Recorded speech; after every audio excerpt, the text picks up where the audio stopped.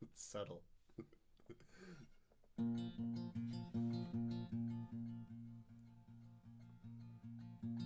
Hey Edna, I'm sorry you're hurting. You can tell me if it's good enough for now. Hold a spoon beneath the nose of loveless turning. Just hanging terminal, looking for the out. Drawing lines like something permanent might come. Well, it's graphite anger, staining both your thumbs. Hey Edna, I can help with the burning. Turning Polaroids to ash, your favorite version. It must be smoke that got your tear ducts churning.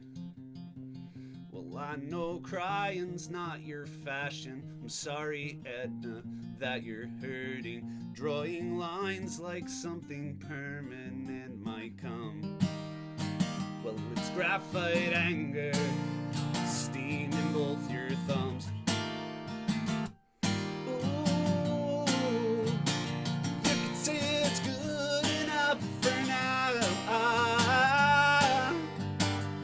I'm still here, just hanging out. I'm sorry, Edna. Take your time to settle in. I could be your satellite, just waiting for you to share what's done you in. I'm sorry, Edna. I'm sorry, Edna.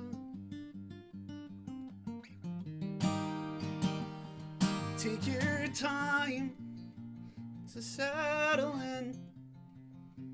I'm sorry, Edna. Take your time to settle in. I'm sorry, Edna.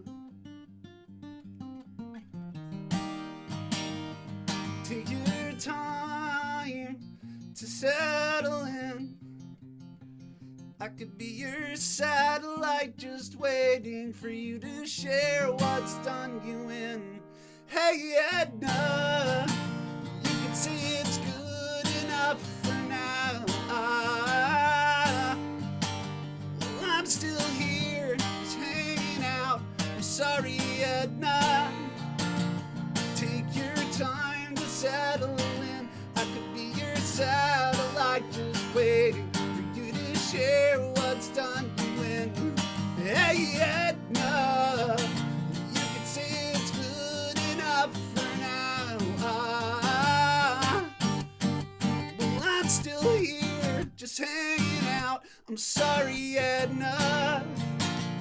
Take your time to settle in. I could be your satellite, just waiting for you to share what's done you in. I'm sorry, Edna.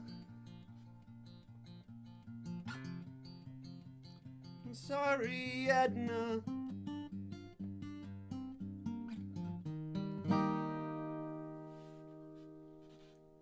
What's up, guys? Welcome to another episode of Off the Beaten Path Podcast, your new favorite podcast. What you just heard was a new single of an upcoming album, Just for These. Today we have once again Old Tom in the Lookouts. How are you doing, sir? I'm doing well. Thank you so much. Thanks for having me back. It's good to be back. Hell yeah, man, that was beautiful. And look, we have the Whoa, host, what's up, co-host, motherfuckers? co-host, host. We're here together. We are in the same room together. Look at that. It's magical. But before we get into all the beautiful music you just played, the beautiful music y'all have released recently, and what's upcoming, how's it going? It's going. It's going. It's things are opening up. Things are starting to, it's weird to work again. It feels great to work again. I feel like I haven't been able to do my job in a really long time as far as live music goes, and being able to do that again and being able to do it with like the people that I write my music with, it's so special and it's so wonderful to be able to share that and get back out and play live music. It's amazing. You know, That's been playing a cool. lot of And, covers and shows. So, how many shows have y'all played recently? oh geez. So Cecilia and I, uh, we did a show at Club Passim. We did a live stream from the club, which was really wonderful.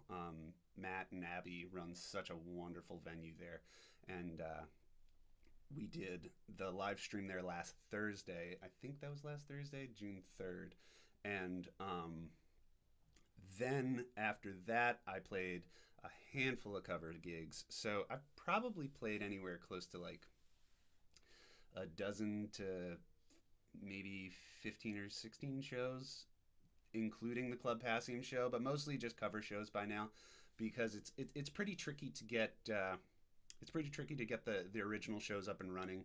I think everybody's kind of in the same boat with that, where it's the usual struggle of being an indie musician and getting people to come out to see your music. Except now we've included a deadly virus, and that's pretty tricky to kind of get past. So, just really, it's mainly at this point, it's just about being safe and making sure everybody's comfortable coming out to live music again. And you know, I think it's important for me to know that people feel safe at our shows. So I don't want to rush anybody out to an Old Tom and the Lookout show and be like, "You've got to come check this out." You know, For sure. it's worth it. Trust me. You might kill your grandma, but it is worth it. And do you mind turning up your vocals just a little bit? Yeah. How's that? Beautiful. Yeah, I think that's there. Huzzah! Yeah. Sorry if I was a little quiet. I turned it down a little bit because I could hear my chair squeaking, and I was like, that is an unattractive sound. Right, right. But what's beautiful about, stuff slowly opening up again is Yeah. you guys been working on music, so you're gonna have a completely new set to come out with. I know. It's so exciting. We can't Yeah, wait to share this stuff. yeah, listening to your newer music since we last spoke, I drove in today to Georgia to hang out for the weekend, and man, your music is so good to drive to. It's Thank like you that so much. sweet Americana, like I'm going through the countryside, but it has that melancholy twinge, but then it lifts you back up with a little bit of hope towards the end of the song. It's like, this I'm is good driving music.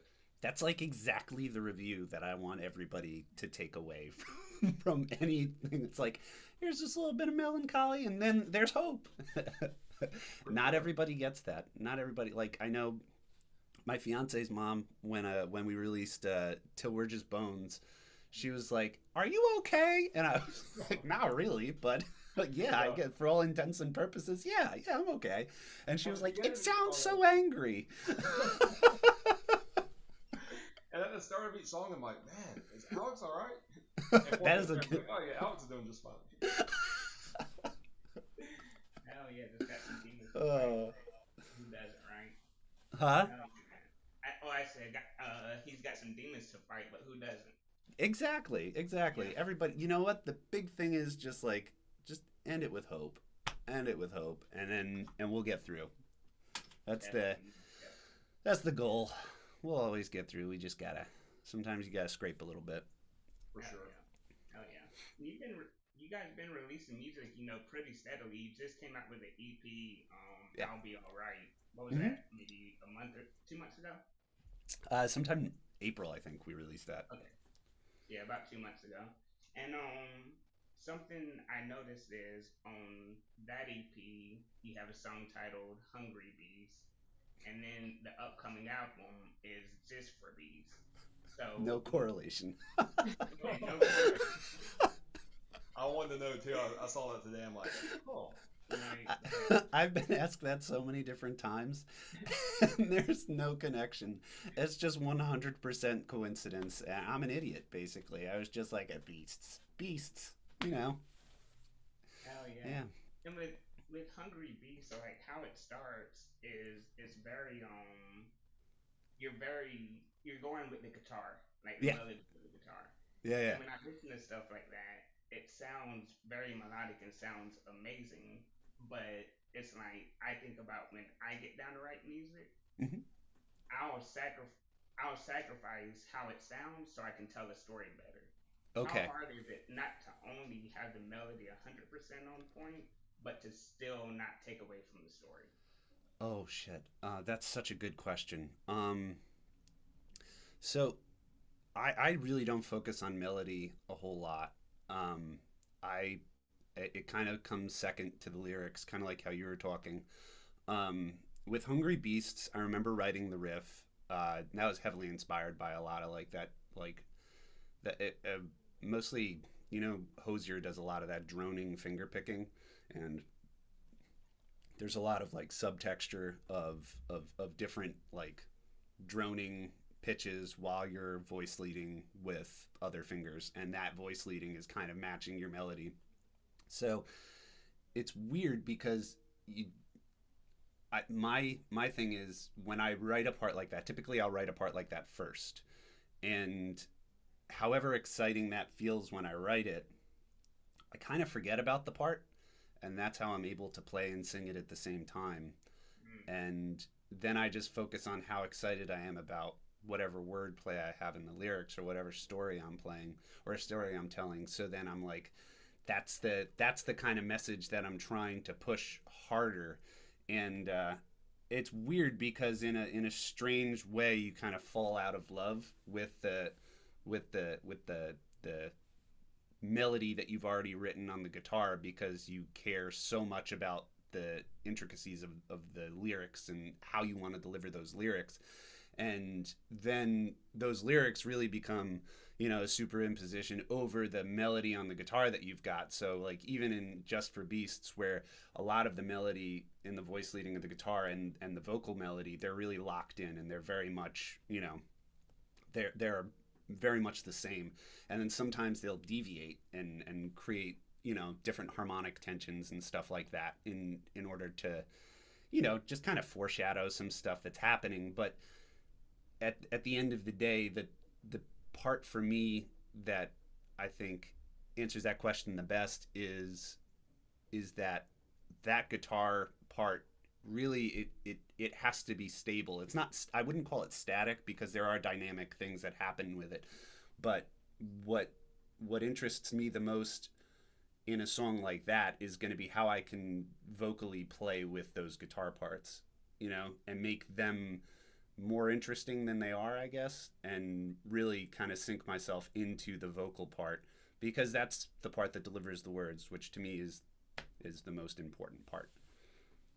And when you write stuff like that too, do you just think of what emotion you want to feel and convey, and then allow the guitar and vocals just to go where they want? Or do you Um, think in musical theory terms and say, I want to take it here because I want to convey this emotion? that's hard to say. I think more along the lines of what you said first because it's for me. There's I look at writing music as something that we have a lot less control over than we really want. Not to sound like I don't want to pontificate on that at all, but I feel like there's a song that you're going to write and a song that you want to write. And if you typically write the song you want to write, that's probably coming from some very direct inspiration that may or may not end up being extremely derivative.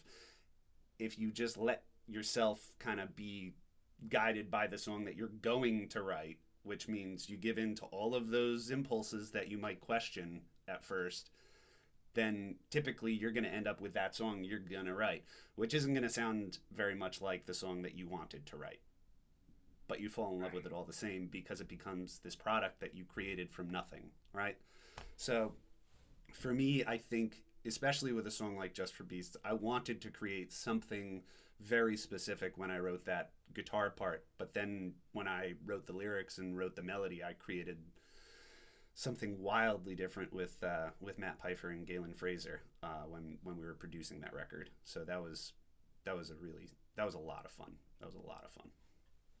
Yeah, and it makes perfect sense with what you're saying because it's like I think some of the best rappers are the ones that make their own beats. So Hmm. like you have Yeah, this dude named Hobson who makes his own beats. So he knows exactly where everything is, where the melodies are, where the pockets are, yeah. and when he raps over it, then he already knows, or he lets what he created guide him Hmm. instead of just hearing a beat and being like, oh, this sounds kind of like this dude. Let me sound kind of like this dude. No, it's totally original. So even you, just coming up with these either intricate parts or simple parts that need more of a punch to it, you Hmm. know from the groundwork of this is every little key in here, and I know what I want to hit on. Yeah, yeah, it kind of turns into something. It's like I always look at and I teach a songwriting class at one of the local art schools and where I live, and it's it's something that I always try to refer to as like down to the base level where whether we're talking Legos, Lincoln Logs, or actually building a house, you're building something from beneath the ground floor up. If you're doing it in a way that it's gonna last, like you know I think for a lot of folks, especially a lot of my students are you know ages 13 to 18, and even in that age range, from 13 to 18, the writing mentality really doesn't change a ton because the voice is borrowed, the ideas for the song is borrowed. The and not to discredit any of them and their creativity because it's all developing at that point, because so many of them are listening to you know different things, whether it's top 40 or they're listening to underground music from West London, and they're like, nobody knows about this, and that's what makes this cool for me, and that's how I'm going to write my music. They're still modeling it after somebody, right? So everything is very much borrowed at that point, and then through time and with a lot of maturity, they figure out what their voice actually sounds like, because we have a lot of kids who want to sound like Ariana Grande, and they do great impressions, but that's not their voice, right? So, when you look at it from, that standpoint of building blocks of development on an educational and enrichment level, is just something that with maturity and experience, it's just we get to we get to a point where we're really just building from zero or below zero every single time, and you get to know your songwriting process so intimately that, like you were saying, Hobson, I've heard some of Hobson's stuff. I remember back in like 2011, I heard about some of Hobson's stuff, and I was blown away by their lyrics. And it's so clear that that developmental point that them and so many other good songwriters have gone through is just like, okay, well, what does the ground floor look like? What does the basement look like? All right, is I can't make every song look like that. So every single time you're starting with the same bones, but you're building up differently, and each song looks different, each piece looks different, and you get to know that, and you get to know it so intimately, so that it's just something that we can compare to, I was going to say, like, just building blocks, really. Not to simplify it or speak diminutively of people being creative, but I think it's so important to get to know your songwriting process in terms of, okay, what does zero look like? What does actually nothing look like? And then what does a complete song look like? Bruh. And you just reminded me, someone that was the best at that was Michael Jackson. You know, Yeah. he couldn't play every instrument, but he could beatbox and snap his fingers and tap his feet. Yep. And he'd be like, "This is what I needed to sound like." So it's like you can find old studio sessions of him like doing Billie Jean before Billie Jean was even created, and Yeah. it's just amazing to watch. Like just the bare bones, and he's making all these noises with his, or Hmm. making all these sounds with his mouth, and it's like, wait a minute, he did perfectly what, or they did perfectly what he was doing, or he's Yeah. like, nope, nope, that's Yeah. not it. You hear it, it's this, and it's just like And ground zero. So yeah, something you also hear a lot of artists say is what you just said is an artist finding their voice. So truly. when did you actually find your voice and stop sounding like someone else or imitating someone else? I don't know.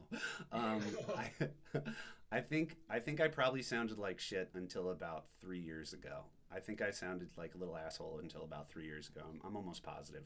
I know, like, until Jesus, when I was 16, I was obsessed with like Rise Against and the Bouncing Souls and all the different protest punk bands that came out, and I would just try and imitate people. If I wrote a song like them, I would try and sing it like them. And it wasn't doing me any service, but it passed for the most part because I would be able to play with people and people wanted to play with me, and that was really cool.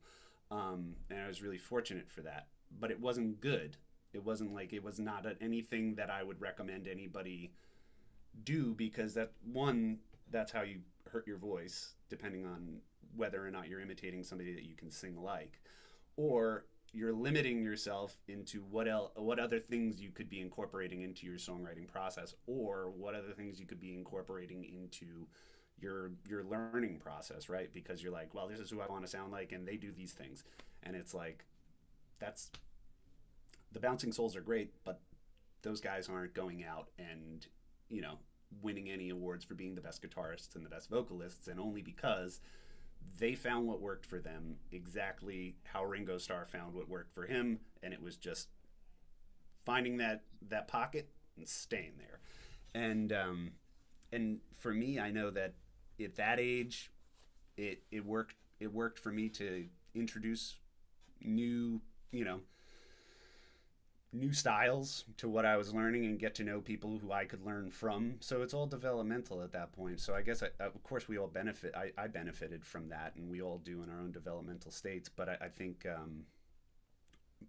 my next thing was like post-hardcore and like alternative rock and like just really, really shitty music that I was making. And, screaming and just singing at the top of my register at the whole time to be like, yeah, that's what emotion sounds like. It's like, and that's not it. That's not what it sounds like. It doesn't have to be like that.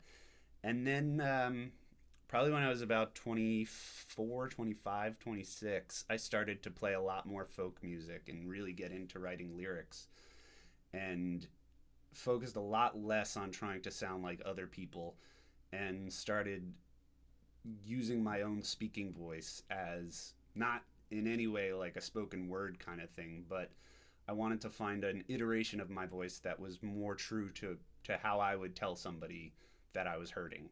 And that was where I think it started to develop, where I started to develop my own voice. By no means did I find it then, but I think I honestly think that Beautiful or Not was my first record where I actually made a stride to sound like me. Well, that's the first record I heard from you, so I'm glad I came in. The ground floor. Like we said last time, you look like the music you play. So, like, you can tell that's a natural result of just who you want to be to the world. I think that honestly, it's, for me, the biggest thing is transparency and honesty, because I think we need a lot more of that coming from people who are giving us our art and our media. I think it's really important that we are ourselves, and to everybody we are ourselves, because I think it's so important to just reflect those things honestly, because I think there are a lot of people out there that are so massively full of shit, and they are convinced that they've got all of us eating out of the palms of their hands, as well as, the people who are telling them not to deviate from that, their management and their PR people who are just like, well, no, you've made this image, now you got to keep going. Like, you can't tell me that there wasn't a point in Justin Bieber's life where he was like, man, I really don't want to be this piece of shit. I don't want to annoy people. I don't want to be this obnoxious, appropriative little prick all the time. Like, that can't be, that there's no way that didn't enter his mind, right? Like, yeah, 100%. There's no way. But there was somebody who was like, no, this is who you are now, right? Yeah.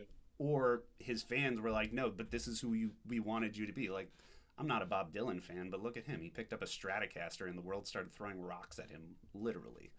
I was just talking to Bobby about this today, about how Adele, was at the top of the world, and then she loses weight, and all of her fans are like, why the fuck did you lose weight? You're supposed to be for us. It's like, bro, people change, and she got healthier. But yeah, people change, evolve, and all of a sudden, their fans want to cut them off and write them off and be like, oh man, they're a sellout. And what I've been talking about for a while is artists that do make very vulnerable music like you, and it's coming from a place of hurt, maybe even a place of like self-abuse or external abuse. Mm-hmm. And then they get clean from whatever that situation is, and their music's now uplifting and happy, or at least even killed. We're like, bro, but where's that sad shit at? Yeah. You were helping me through a lot. Now you happy? You ain't helping me the same way you used to. We almost pigeonhole them to, this is who you are. This is the character you've built for yourself, and you can't change. Yeah. I can't wait to let people down with that. That's gonna be great. That's gonna be a wonderful Hey, moment for me. hey, come on here again. Let's let them down together. Because I support you with anything you do, man. Because you're doing with your. Hell And yeah. yeah, most Yeah. definitely. And I have no clue what I was about to say, but I was about to say something. I love how many instruments he has in his room. There's a lot of them. And I just bought a new guitar actually. Um, I did. I did. It was very bad. I don't have a nylon string amongst this entire collection of guitars Oh wow. and stuff. And yeah, I was just like, I need a fucking nylon. I don't need a nylon, but I wanted one, and I got it. And it's great. Nice, nice. Yeah, Hey man, that's now our toys. Gotta have them. I know. Well, it's just like, you learn to speak differently through each instrument, and that pulls a different emotion out of you, tonally. So it's important. It's part of the process. Like I write music differently on the piano than I do on the guitar.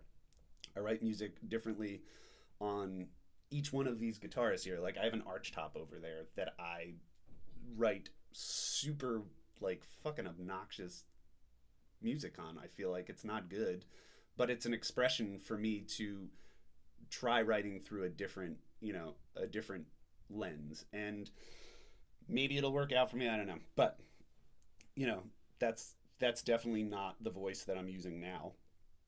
Not like this speaking voice, but musically speaking, it Right, doesn't right. sound like old Tom. But each thing kind of pulls a little bit of a different tone out of you, and that's important. I think that kind of diversity makes for productive songwriting.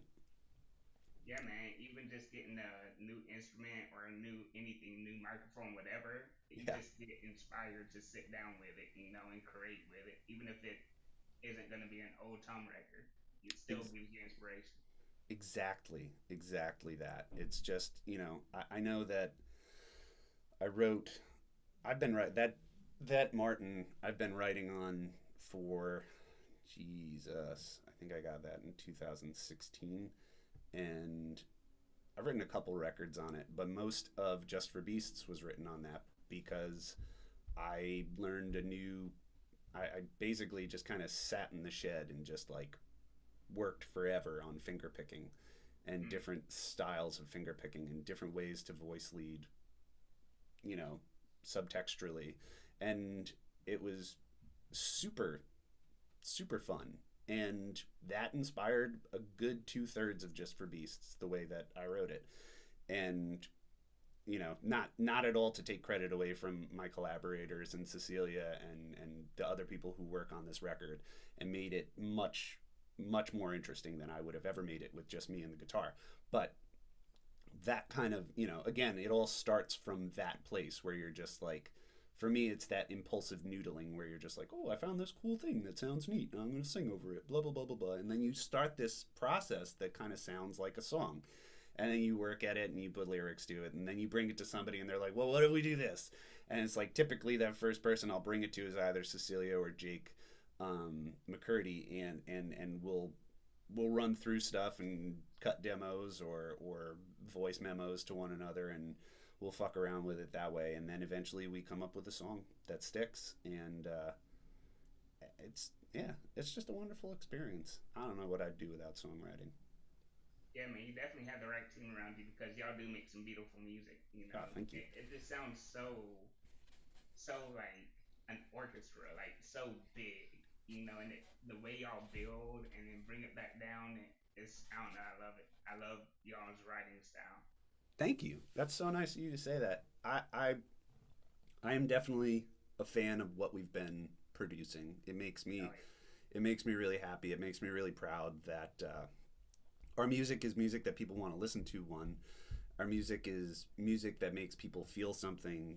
Two, and that there is a message that we can share, and that this is the right vehicle to do it by, or it's becoming the right vehicle to do it by, and that makes me feel like I'm contributing to something. Oh, that's my dog. Sorry. yeah, What? yeah, I agree because even I'm not a crier, but I was listening to man, I think it's last 5 years. Oh yeah, I cry. I think I cried during the recording of that song. I didn't cry, but I definitely got teary eyed. It was like, whoa, what is happening right now? Yeah. Yeah, that song is brutal. I wrote that song shortly after. Well, it was 5 years after the passing of my great aunt, who was a really really big person in my life, and my mom's life as well, and the rest of my siblings. But we, yeah, we lost her not suddenly, but it was sudden enough, as sudden as it could be to lose anybody who is a fixture in your life. And I remember losing her and then reflecting on all of the people that have been important to me who I've lost.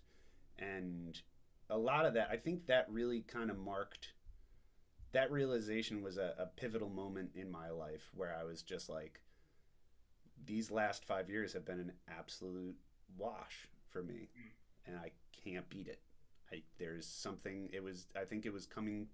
Really, it came from a place of coming to terms with the the grouping of trauma and depression and anxiety, and how the three of those kind of all culminated to this really shitty point in my life where I just realized that there are things that I can't change about myself, and that I'm never going to beat depression.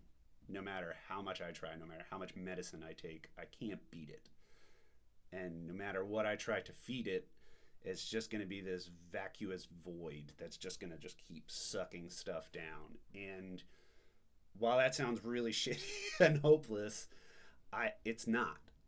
It's just coming to terms with there's a piece of me that, like any other chronic illness, is sick, and I can take medicine to help that, and I can do different exercises and therapeutic things to help that. But ultimately, I can't make my chemistry different. You know what I mean? And as much as I want to be better for the people around me and the people who are close to me, and to be more for the people who are no longer with me, I I can only be as good as I am right now. And I'm not beating anything. I'm still just scraping. And that's what that song is about. And it's a lot less hopeful than a lot of the other music that I write, but it's still, there is a triumphant side to it because I've got to finish writing the song, and I got to put it out there to you all, and it meant something to that, you told me about it. So Right. it makes me feel like in any capacity it did something, and that makes all of that worthwhile to me. Oh yeah, man. And when you write such a vulnerable song, I don't know if we talked about this in the last episode, but when you write such a vulnerable song, is it hard to release it? um Not anymore. Not anymore. It was challenging for a while because I remember uh really caring about what kind of things people might think, or like, I don't know, I just stopped caring about how my mental health was going to be perceived by others, Mm. because it doesn't, like, as long as I'm not hurting anybody with that music, as long as I'm not hurting anybody with my own mental illness, then, which I have done and which I will continue to do, but I'll learn from and try to continue to do better.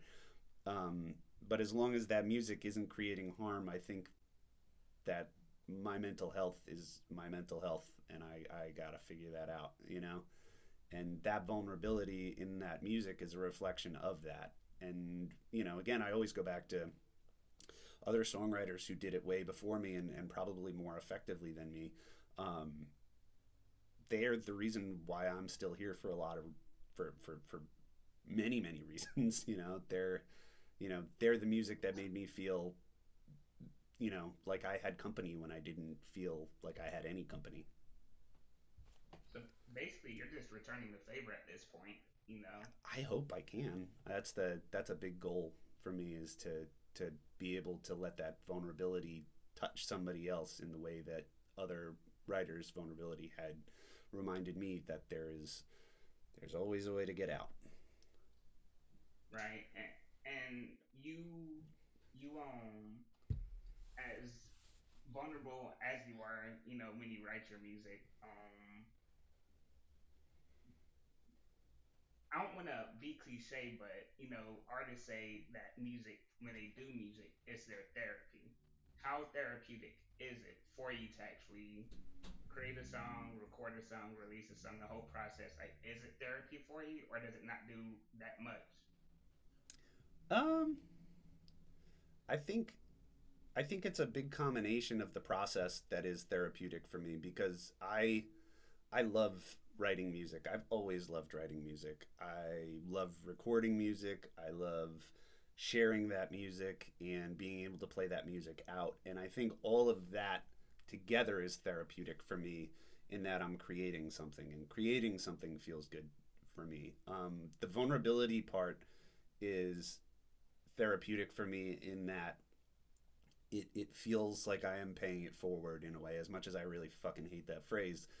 It makes me feel, like you said, returning that favor is to, you know, let some other people, if they're feeling very alone, if they're feeling, stuck, if they're feeling, like they don't have what they need to have in that moment, that's something that I would love to be able to provide that. I know for me creativity has been such a therapeutic outlet that, you know, I always try and encourage the folks that I write with to continue to write and to continue to be creative because you know the larger group of people that I collaborate with do write and work similarly to myself in that this is something that is very much a therapeutic outlet for them.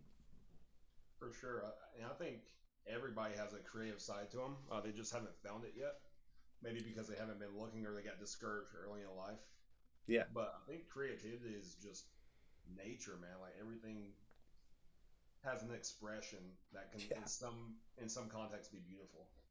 Truly, yeah, it's so important. It's so important, and I always, whenever I like, even people who I'm not collaborating with, I always, and I will for anybody who knows me, continue to encourage them to do creative things, and anything can be cooking is creative, you know, like taking care of plants can be creative.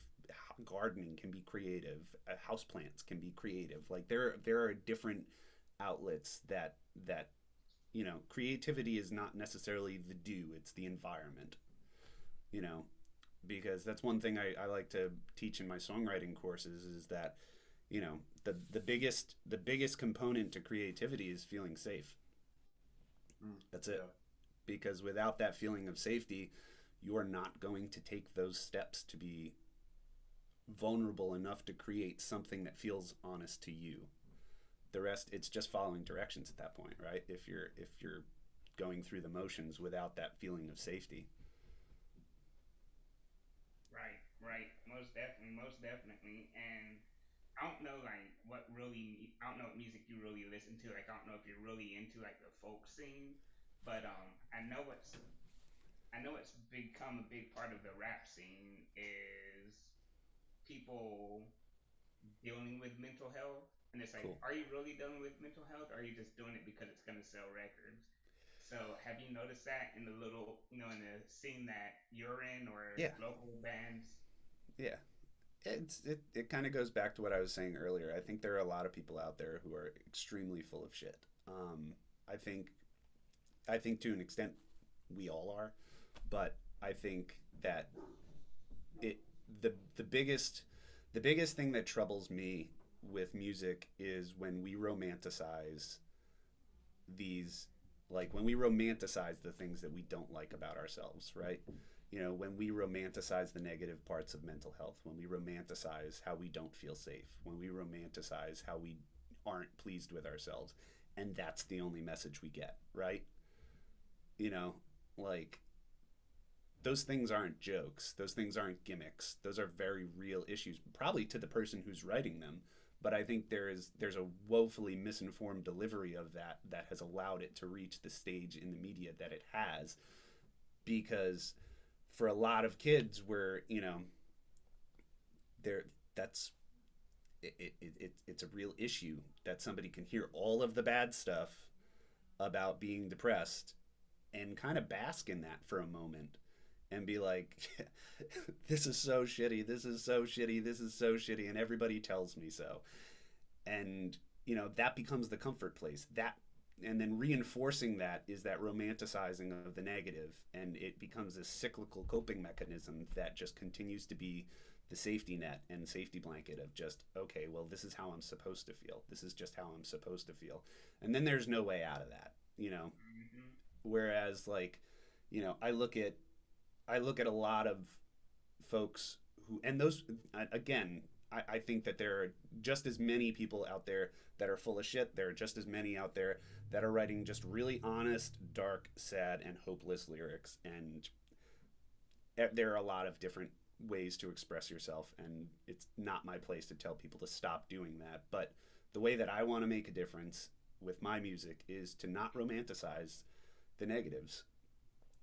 And I think that's the way out. I don't think it's the way we beat depression, because I don't think we do, or anxiety, but I think that that's the way that we ultimately look at a situation and we can say, that's the situation, and that's why that situation really blows and it makes me feel like shit, but I can tell you about the situation. It's a positive that I'm able to express that. It's a positive that I'm able to express it and look back on it because I got far enough to be able to reflect on it. If I'm reflecting on it, I'm doing something right, because that's what growth feels like. That's you can reflect that's behind you. I didn't think about it like that. exactly. So that's how I want to implement change with my lyrics. Hopefully that's something that can catch on. I don't know. But, you know, like, I think it always goes back to, like, you know, we look at the tropey bullshit, you know, country songs where it's like, how many fucking dudes are just like, you know, just like, oh man, my worst quality is I'm a heartbreaker and I like to drink and drive. And it's like, fuck you, fuck you, fuck you. You cannot glorify that. Those are, like, you being a heartbreaker, one, is completely subjective and probably full of shit. Also, drinking and driving is not a good thing. Don't fucking romanticize that. So it's like, you look at these, you know, these obnoxious tropes that modern country has built up, and it's just like, it does not create a healthy dialogue around how you're supposed to treat yourself, how you're supposed to treat others, how you're supposed to interact with society, and how you're supposed to operate with general regards for human beings at large. It's just like, it's just this obnoxious, selfish exposition of how to make themselves look cool to people who are willing to accept that that's what cool looks like. And those don't feel like honest lyrics. Those feel like things that were created in a lab, you know? Yeah, and I love it when people gravitate towards, you know, pure lyricism, instead of the bullshit that you're talking about, because people are gonna gravitate, you know, towards bullshit and towards great shit. So it's like, Yeah. you look at that country artist that's talking about drinking and driving, and he has 100,000 fans. But also look at someone on the flip side, like an XXXTentacion, and with him, he'll talk about suicide, but Mm-hmm. he'll also scream at the top of the lungs, telling whoever's listening, "Don't give up. It Yeah. will get better. Don't give up." You know, so I love that. When I see like a lot of people gravitating towards like pure lyrics, I'm Mm-hmm. like, yes, you Yeah. understand. It's got to be nuanced. Like, you have to, like, your lyrics are so, it, you know, they're important. Lyrics are important. Just, and to the same sense, it's, words are important. Our words are so important. The way that we use words, the way that we deliver messages, the tone that we use to deliver those messages, and the way that we choose to articulate these things to people. You know, at the end of the day, lyrics are communication. It's just another form of communication. And if we're talking about how it's okay to drink and drive and cheat on your partner, that just makes you a fucking idiot. That Yeah. makes you somebody that is doing stuff that they have to rationalize as like, oh, it's just, you know, it's just the way I do stuff, instead of being like, man, that might be something I need to fix about me, you know? And I mean, I keep going back to hip hop, but it's even like with hip hop lyrics, when you're young and you're 20 and all you hear is fuck bitches and get money, what do you want to do? You want to fuck bitches and get money, Right? So I mean, that's there's always gonna be that ignorance in music, Of and course. I'm gonna gravitate towards it sometimes, and I love ignorant music. I love it, just to have it in the background and not really care about what they're saying and catch Yeah. a couple lyrics every now and then. Yeah. But what I also love is turning on Old Tom or XXX or other, artists and actually listen to what they're saying.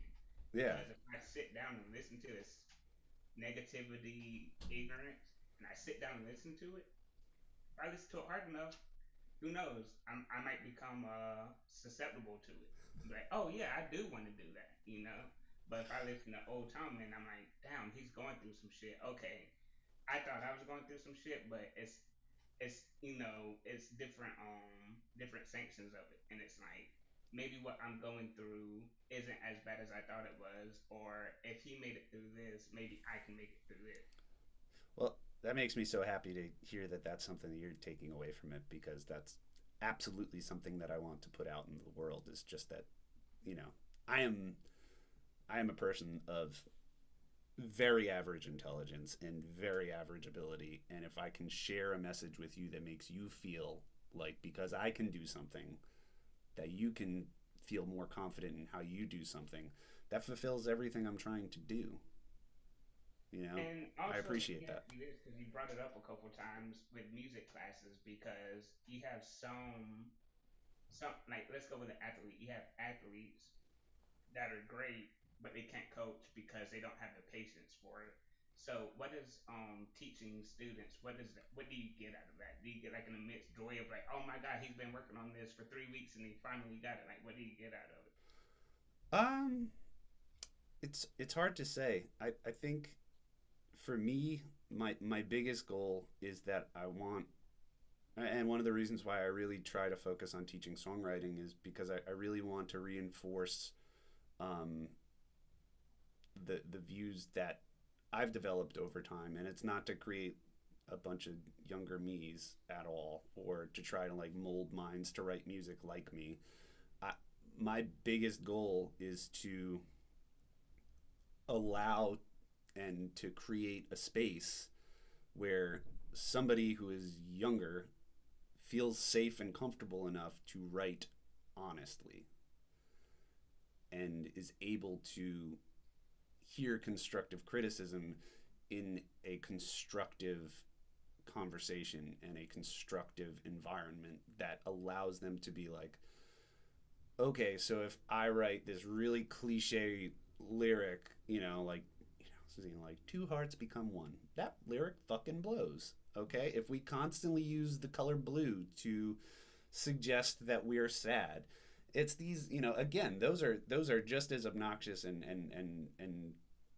consistent in songwriting as any other negative or any other dreamy kind of lyric. But to to provide that environment where somebody feels safe enough and comfortable enough to look a little deeper and search a little deeper and maybe eat shit a couple times, recover, and then come up with something that feels much more on brand for them. Because once they do that, that's when things start to lock in. And that's when they start to develop really, really strong, comfortable emotions in how they can articulate those things. Like, I have one student who wrote the one of the angriest songs I've heard, and they're clearly going through something really difficult. As far, one of the things that they wanted to express were how frustrated they were with the expectations of success and education, and how all of those things are going to be interpreted by the older population or their parents particularly. Body image and beauty standards and different things like that, different things that have been societally constructed to really bring down more people than bring up, and all of these things that clearly are affecting them in a way that make them feel other. So to provide a space where they can express those honest lyrics, as angry as they might be, that's a starting point.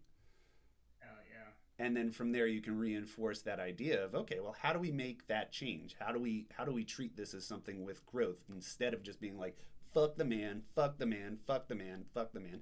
Like, we're not writing music to make enemies. We're writing music to speak out against what we feel is wrong and how we want to improve a situation, not how we want to do the opposite of what somebody's done to us and throw it back at them. We want to create a dialogue. We want to create a healthy communication between people who might not see things the same way, right? It's all conversational at the end of the day. And do you feel like when you teach your students these types of characteristics, that you find they give you back development for yourself because articulating it in a way that others can learn from you? I My learn. experience has always reinforced those traits in me.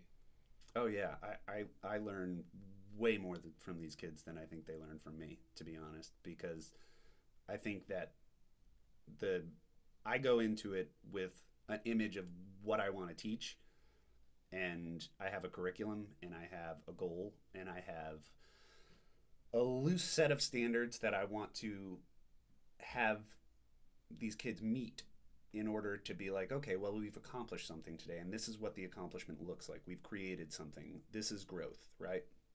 So, however flexible and however on whatever sliding scale that is, um, it's important for me to be able to look at those things and be like, this is progress. But the other thing is, just like I look at collaboration with songwriters or musical collaboration in a session that I have to sit in on or a session that I'm contracted to record on, there's a ton of shit, just a wealth of things that I have no idea about that I'm going to learn from being exposed to just a completely different train of thought, right? Every one of these kids thinks about things differently than me. Each one of these kids has a different, you know, way of articulating things than I do. Every kid, we all see things different. And one of the wonderful things about imagery and songwriting is, by those standards, by seeing things differently, we will inherently explain what we're seeing differently, right? So that's the kind of limitless shit that I'm going to be able to soak up from these things. And while the goal is always to be like, let's improve our musical vocabulary to include maybe a more diverse way of articulating that message, that first message, that they come up with, where it's like, cobwebs and spiders and dead flies are in my brain, like that kind of thing. That was like one of the lyrics, and I was like, I've never even thought about writing gruesome shit like that. Like, I write different things that could be perceived as visceral or whatever adjective we want to use, but like, that's a whole new type of like feeling, and that just made me feel yucky. I was like, cobwebs and fucking spiders. I hate spiders. I hate flies. So like, I thought about this, and I just, that emotion that was there, just, I felt it. So they did a great job. You know what I mean? Like, that was it. That was the standard. We hit it like right off the bat. Beautiful. Yeah. And when you have, students that don't quite hit the mark, but you get them to that level and let them dive into their own creativity that they didn't even know, was there, and you unleash it or help unleash it. That kid, might grow up and say fuck music, or might grow up and go on and do it full time and look back Yeah. and like, man, gotta thank Alex. So, did you have anyone like that when you first started doing music, or are you all self-taught, no lessons? Um, I had some lessons as far as like vocal training goes. I was in chorus in school, in middle school, and then at the end of high school I was in chorus for a bit, and my vocal teacher was really talented. As far as guitar goes, when I picked up the guitar, my dad was a music teacher, so he taught me a couple very basic chords, but didn't want to force anything on me. And really, that was about it. That was about it. Yeah. Songwriting, I didn't have a lot of direction. I just heard a lot of what I liked in the different music that I listened to, and gravitated to different things depending on where I was emotionally, or you know, just taste wise. It would be variable.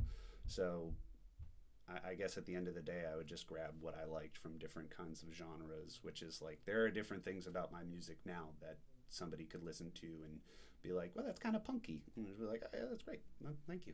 You know, whereas like, that's incredibly folky. And I was like, thank you. It's all coming from a place of, I was inspired by something either recently or a long time ago. So I wrote this song, you know, or I tried to write this song. Hell yeah. One thing I want to know, because I noticed a theme in two songs I listened to today when I was checking your newer stuff out, was you have a song called Madeline. Oh, and in God. the song that you played for us, the unreleased song, you mentioned Etna. And they're very endearing names, by the way. I love the names. Thank you. Are these actual people that you've known, or did you create these characters? Not at all. So they are linked. So the whole spirit behind Just for Beasts is very much around how to kind of comfortably and sustainably find a way to embrace friendship and romance, and kind of figure out how to love yourself sustainably and in a healthy way. And I've learned over and over again that the biggest tool in all of that is communication and listening, for myself. And I learned that from my fiance, who is a great listener and who is wildly patient. And, you know, Hey Edna came from, I was watching this show called The Last Alaskans on Hulu. I think it's on Hulu. And there's this one woman, she's First Nation woman, who is like really fucking like just this incredibly strong person, like just like clearly a pillar in her family, and like her husband's rock, you know. And she was just like this incredibly strong person, and it made me think of my fiance and how, like, when I get super anxious and there is something that I can see is wrong, I'm always like, what's wrong? What's wrong? Did I do anything? Oh God, oh God, oh God. And, you know, you just really want this, you know, you want the person to tell you what's wrong for you. It's not for them at that point. And that was where Hey Edna came in. And, you know, most of the ideas behind Hey Edna is basically just like patience is is key. Listening is key. And listen for the other people, not for yourself. And with Madeline, that song has a lot to do with my relationship with my parents, in that, you know, it's not a romantic song in any way. And it has everything to do with just being able to live up to the standards that you thought existed when you were a kid, and what you've been actualized to as an adult, to be like, well, those were either much more heavy standards than I thought, or I was making way more of this than I needed to as a kid.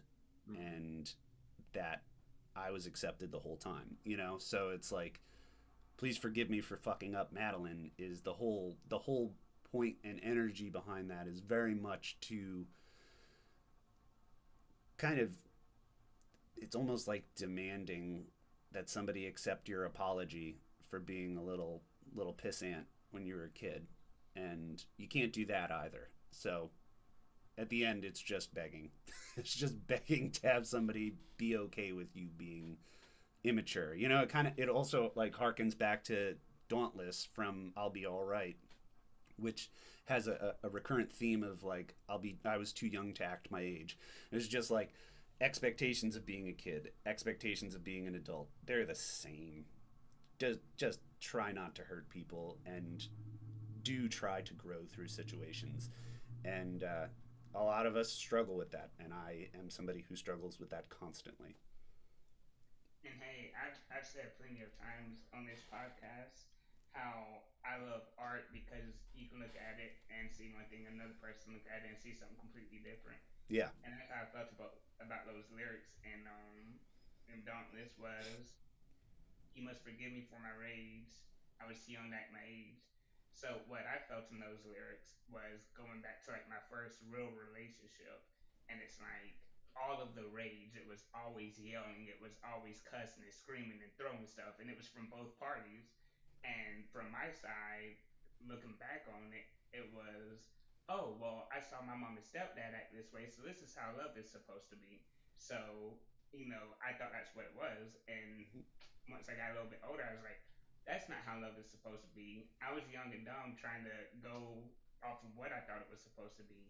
So those lyrics really hit home for me in a different way, in the sense of, yeah, I was young. I was way too young at my age. I was in love and emotions and hormones going crazy. So Yeah. I acted crazy. Yeah, we're people. We're going to fuck up. We're going to make mistakes. We're going to do stupid shit. We're going to hurt people. But if what makes us good people or bad people, I think, is an incredibly nuanced and vast spectrum of behavior where, as long as we're growing from it in a respectable amount of time, then that's what people can interpret as like, at least they're fucking trying, right? Right. Yeah. You Put in know, the effort. like when you can see that somebody is just a fucking stalwart prick, just to their core, like that's a person that we don't want to be around, right? Somebody so sure of themselves, like in that they're so like, it's weird. My brother and I were talking last night on the phone on my way home from this gig, and we were talking about an old friend and interacting with some of our friends that we went to college with, and he was saying that there's a weird level of exclusivity and like pride that goes into somebody so confident in themselves that they just treat everybody around them like shit because they create the illusion for themselves to justify that behavior by, if the people can take it and if they can give it back to me or they can stick around for it, they're worth it, right? Mm. And it just creates this cyclically abusive mess that then really sucks you in, you know? And that, it's a shame that people have to deal with that. And it's a shame that we can, each of us, I'm sure, in all of our individual lives can be like, yeah, that is that person. I know that person by name. Someone right now. I know, right? Because I'm thinking of a number of people right now, and that, it's tough. It really sucks because like I think about how I contributed to those interactions, and I'm not a perfect person, and even in trying to help people out and be there for people, there is always something in the back of my head that is trying to support what I think is right, right? And in its own little beast, that can be a manipulative behavior. Mm. And that does not absolve me, acknowledging that does not absolve me of being somebody who has the capacity to manipulate. It just makes me a person who saw something, and now I can choose to either grow from it and fix it, or I can continue to eat shit and hurt people. Right. And I prefer to grow from it. I would. If you're not evolving, that means you're either being stagnant or moving backwards, and that's complacency. So if you're Yeah. just, being stagnant, then it's like, yeah, there's always room for evolve, for evolution. There's always room for it. And like you Yeah. said, I mean, Bobby and I were even talking about it, like, don't put us on a pedestal Yeah, don't put me up. I will fall off that motherfucker quick. and disappoint you. And Yeah. I like what Joe Rogan says. He says he didn't realize it until he started having kids. But once he started having kids, he doesn't look at adults as just adults. He looks at them as, oh, this is someone that's been through a lot of shit. Maybe that's why they're acting out. Maybe that's why they're acting this way. Yeah. And I I don't think there's as many bad people as there are damaged people, Yeah, and Yeah, hurt there's people hurt people. and there's also exactly. yeah, 100%. And I think there's also a lot of good people that just do bad things. Like Yeah, they have and good intentions, they have a good heart, but well, isn't that exactly like that's exactly what I'm talking about? Like being somebody being like, this is what I think is right. So heads up, right? That could be something that could be interpreted as manipulative, and in that way, that could be that could be damaging to whomever is either subject to it or feels subject to it, whatever that might be. So that's like that's a thing for me to use for growth because that's something that I can see as like I I know I'm not right about most things. I know that I sit very comfortably in the gray of right and wrong because my mission is to not cause more hurt. And by doing that, I have to identify what hurt looks like to me and then extrapolate from that and say, maybe this is what hurt looks like to this person, heads up. And even that can be hurtful. So it's just like, I guess being there, I guess growth looks a whole lot more like just being there for the recovery, right, right? And just letting people experience and having faith in the people that you want to invest in to experience and recover, and then you can be there for them. So I don't know. It's a wildly nuanced situation that I'm just now starting to get a little more comfortable with talking about even and just being like, okay, well, this is a fault that I have that I could get better at, and I'm gonna need guidance and knowing how to do better at that. Yeah, it takes a hell of a lot of listening and observation to be keen to see what the other person's response is to something that you thought was very benign, but for them it Right? triggers. Exactly, exactly. Because every single conversation is, everything exists on a spectrum to me, which is For to sure. to say like, you know, what I experience, how I interpret that experience, what somebody else experiences, and how they interpret that experience. It just blows me away, like how diverse those situations actually are, not what they feel like. Because then it just takes objectivity and just fucking throws it right away. Because literally, it just brings us to a completely subjective world, which is yeah. that's a fine place to live in because then that just means that art is king, right? Or queen. Hell yeah, man. Hell yeah. And before we get off of here, so we've talked about it a couple of times. You guys have an upcoming album, Just for Bees, Yeah, being released this fall. Sending out the mix and mastering, and we talked about it before we started recording. yeah. But definitely, 100% congratulations on the Kickstarter and meeting the goal way before you thought it was actually gonna happen. Like that's beautiful, Yeah, that was man. incredible. Shows a That lot of was support. fucking crazy. We had no idea how fast that was gonna hit, and Cecilia and I were just blown away by the amount of love and support that we've gotten, and we're so grateful to everybody who's contributed and if folks couldn't contribute and they just shared it or just rooted for us to do well, all of that, you know, I believe strongly in positive energy as a contributing factor to the good things that happen, and that is one of them that happened for us. And I really, really appreciate anything that anybody did to make that happen.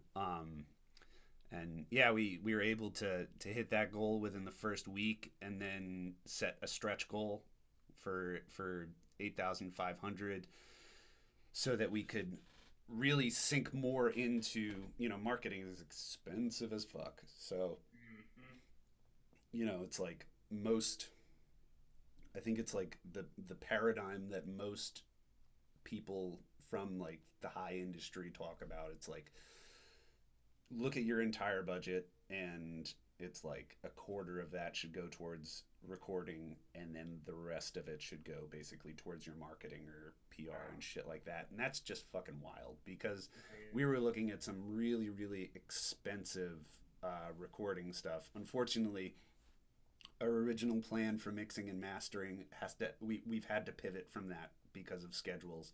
So we've actually just shifted to our new mixing engineer, who's actually working on stuff currently, and we're really excited to include Tyler Nicolo in the team. He works down in Philly and he's just unbelievable. We just got the first mix back of Hey Edna from him, and it's got so much life in it, and it just makes I've listened to it like 4 times this morning, looking for different things to take notes on while I was sending out booking emails, and it just hits right where I want it to, and it's just such a special feeling to be able to listen to music that we wrote and then to fall in love with it again because of somebody else's contribution to it. For that, I am just so eternally grateful. It's just so cool to be able to appreciate somebody else's process when it affects positively your own, work that you've already basically been like, okay, here's my baby, please treat it nicely.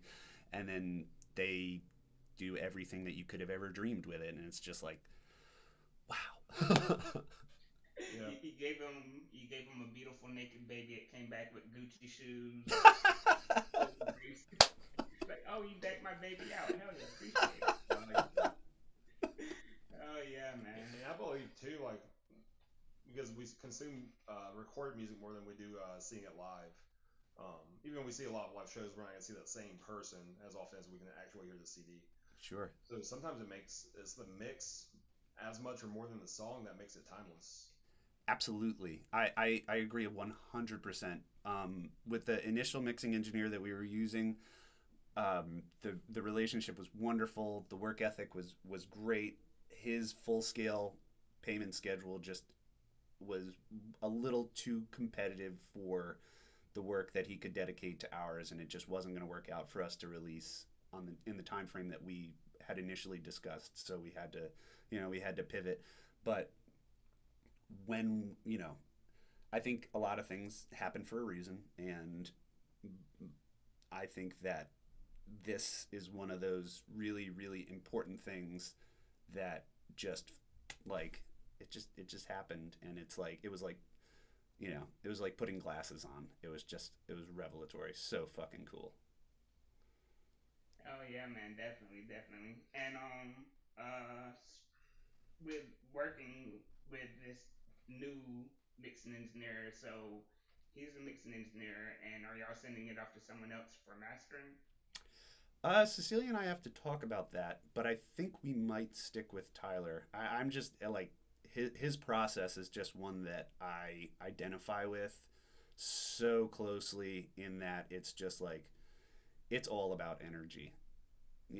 The energy that you throw into something is truly felt on the other side. Like there's nothing like like an energetic recording, mixed energetically, mastered energetically, and not one that's been like saturated and put through any kind of filter. It's just like these are impulses, these are honest and nuanced feelings that are just going right into it, and that's how it's going to come out. It's going to come out bleeding, is what we want.